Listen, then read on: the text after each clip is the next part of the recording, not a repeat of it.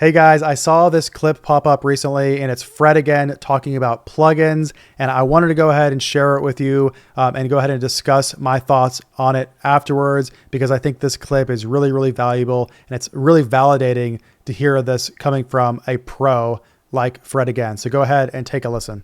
I've spent so many thousands of hours wasted on plugins and getting into the weeds and these things. Like, I would just say choose. I've made it so that my Logic, I've just got this one menu that just has the 8 plugins I use. It just doesn't matter. You want to do the things that liberate your mind to be hearing well, not whether or not this compressor or this compressor or this distortion and this distortion. The thing that's most dangerous about getting so into that is that you'll forget about whether or not the chorus is wrong, or like whether or not the chord progression actually is not serving the feeling right. It just could not matter less. Like, I think there's the category of like a plugin that's like really playful and random and like a crazy new synth that really surprises you. I think playing with things like that, like toys and other things, is a great thing to do. But in terms of like your reverb, compressor, EQ, all these things, I would just say delete everything apart from just choose 1, 2, 3, 4, 5. It doesn't matter what you choose, they're all great. There's a lot of like writings and articles and things about hearing the difference between this one, and if you can't hear that, then you really need to work on your ear and all these things. It's quite like, and it's all Emperor's New Clothes. It's all, I've seen people make the most incredible sounding records in every way, so therefore all that matters is the ear. Like, clearly then it's most important to just liberate your headspace and not be worried about A being like this, like you're a scientist, and just think like, okay, does it EQ? Yes, great. Do I like the way it sounds? Great, next.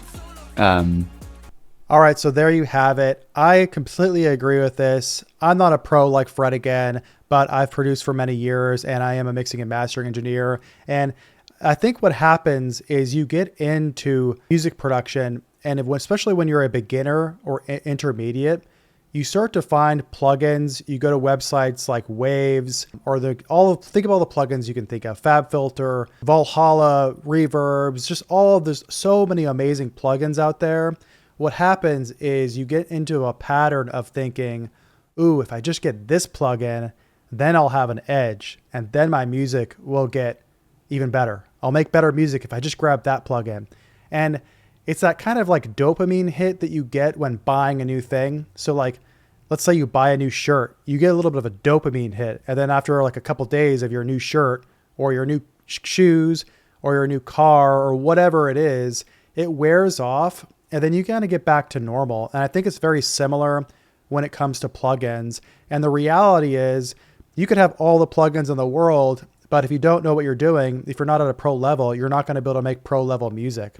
And so if you take someone like Fred again, or I always like to use the example of Skrillex, Sonny Moore, or name your professional producer, you can literally give them a copy of Ableton or whatever DAW, just a DAW with the stock plugins and the stock synths, maybe throw in Serum in there, and then, some samples, and they're going to be able to make professional level music.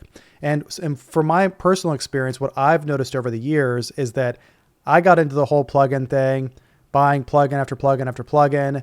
And then as I've gotten further in my mixing and mastering and my production, over time, end up just using the same few plugins over and over and over again. And then like a bunch of the ones that I've bought before, you just never touch. And I think it's really interesting how that works out. So I just wanted to share this in case you are new or you're intermediate and you find yourself buying a bunch of plugins. I do think it can be fun. So if you just find it fun to buy plugins and experiment with them and you get fulfillment out of that, then that's great. However, there is a difference between having fun and being productive, right?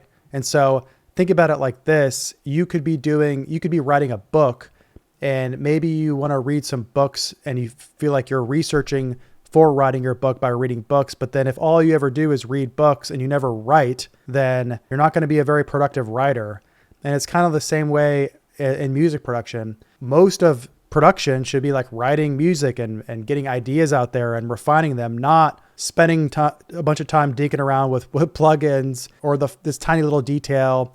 And lastly, the last thing I want to add to this is it is validating because you get into this and you hear people say stuff like, oh, I like using this compressor because it has this character and I like that it adds this to the sound.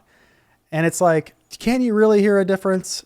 I don't know. I mean, I'm sure that certain mix engineers like Andrew Sheps and those guys, you know, their ears are so good that yeah, they probably can hear a difference between certain compressors. But like for me personally, I find myself using Ableton's stock compressor a lot of the times, and it works just fine. And yeah, of course I do use other compressors for things like vocals and stuff like that, or whatever. But as you get better and better, you just end up using like stock plugins or like a certain few plugins that you really like and that you know work over and over again.